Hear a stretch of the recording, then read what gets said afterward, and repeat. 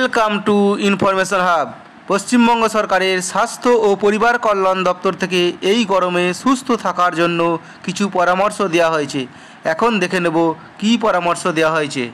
পশ্চিমবঙ্গের স্বাস্থ্য ও পরিবার কল্যাণ দপ্তর থেকে কি বলা হয়েছে? তাপপ্রবাহ বিপজ্জনক, সাবধান হন, অসুস্থতা প্রতিরোধ করুন। কি করবেন এই গরমে? রোদে বেরোলে হাতে ছাতা ব্যবহার করুন অথবা মাথা ও কাঁধ ভিজে গামছা, তোয়ালে, কাপড়, টুপি দিয়ে ঢেকে রাখুন। পাতলা ঢিলে সুতির হালকা রঙের জামাকাপড় পরুন। সর্বদা জল সঙ্গে রাখুন। তৃষ্ণা না পেলেও মাঝে মাঝে জল পান করুন। বাড়িতে তৈরি শরবত, লেবু জল, ফল যেমন তরমুজ, শসা ইত্যাদি খান।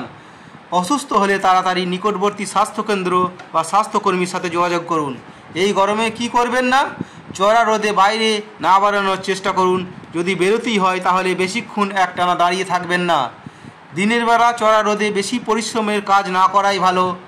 এই সময় অতিরিক্ত চা, কফি, জলের ঠান্ডা পানীয় বা মদ্যপান করবেন না।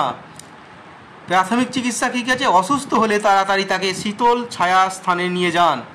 2 নম্বর হচ্ছে জল, ORSগুলো জলে গুলে খাইয়ে দিন। সারা দেহে এবং মাথাতে জল ঢালুন। ভেজা শরীরে জোরে জোরে বাতাস দিন। 3 নম্বর কাছে, যদি রোগী অচেতন বা অজ্ঞান হয় তাহলে তাকে পাশ ফেরানো অবস্থাতে তাড়াতাড়ি নিকটবর্তী স্বাস্থ্যকেন্দ্র বা হাসপাতালে নিয়ে যাওয়ার ব্যবস্থা করুন।